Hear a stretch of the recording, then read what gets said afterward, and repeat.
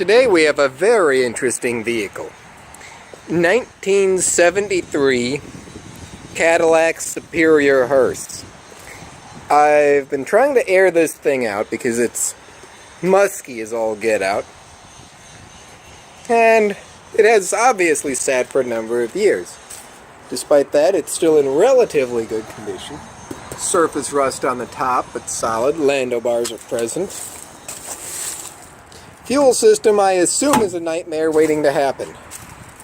But, curious little feature of the 73 is that the tail lights, despite the fact that this one is in upside down, I'm guessing because at some point it backed into something, or maybe I can just write it by simple work, are off of a 72 Cadillac. Because the commercial chassis for these vehicles were almost always a year behind. So it has the front clip of a 73, but from cowl back it's all 72. Now this one in particular is interesting. It's from the era when it was common for these vehicles to be very plain. Large, simple, unembellished door card, manual windows, radio delete plate, but interestingly enough, actually equipped with air conditioning. Now you'll notice the odometer shows relatively low mileage. I believe 12,355. I'm fairly certain that due to the history of this vehicle, that's relatively accurate. It was right in the middle of the gas crisis, and these things get 8 miles per gallon downhill if you're lucky. Now, curious things like the curtains are in relatively good shape. The light blue fabric will clean up well. The back casket area, aside from being in need of a good cleaning, is also solid. Floor needs cleaning, and unfortunately, before I got it, this thing was relegated to use as a shed, which is typically what happens to them. But the covers for the ornamental lights are there. Doors are solid. Divider partition is there. Nothing in here. The access for the spare tire is on the other side, but it is empty. So far, the biggest fault I've found is the lack of fender skirts.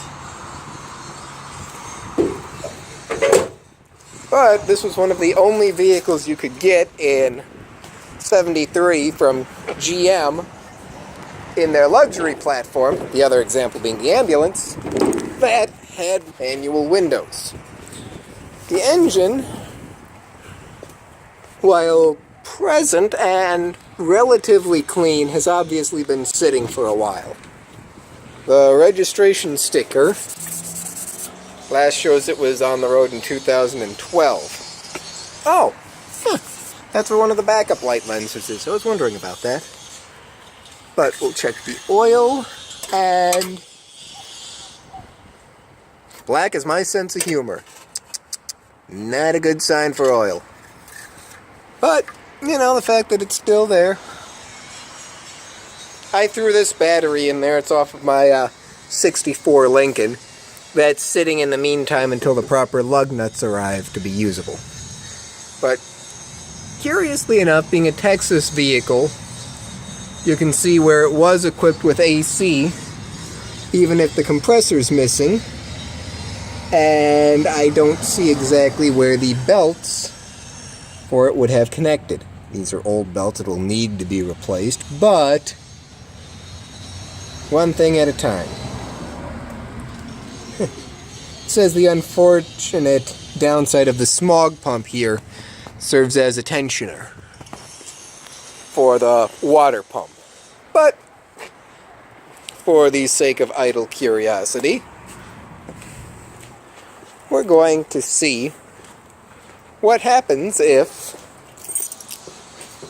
we throw the battery in there, like I did, connect a pair of jumper cables,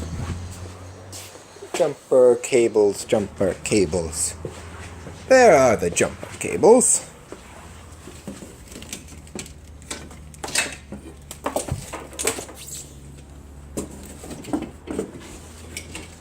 And see if she'll even crank. I know it needs a lot, but you know, that's an interesting start.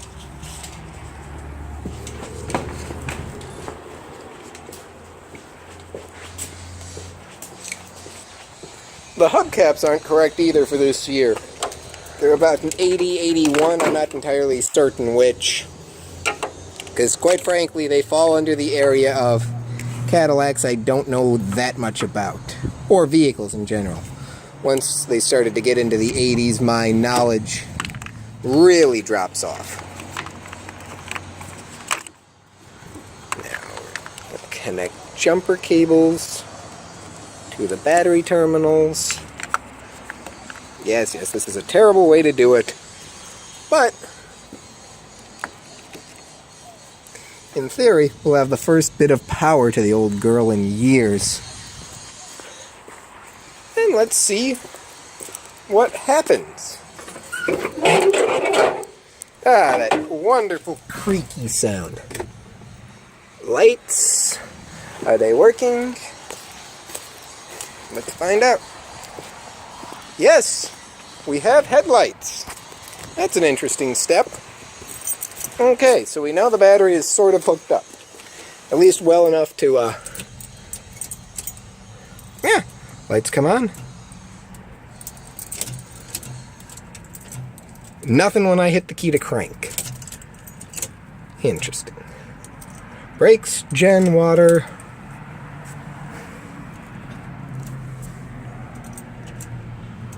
I don't know if that's because the connection is too weak or...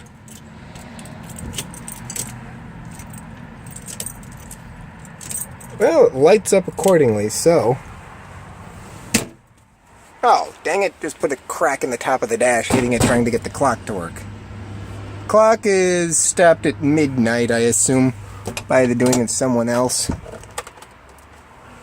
Glove box empty. Okay, so we've established it won't crank with the current connection. I'm going to have to look into this a little bit more and get back to it. Obviously I have to hook things up better so I'm not just using a series of jumper cables as a long bridge, but this will have to do until next time.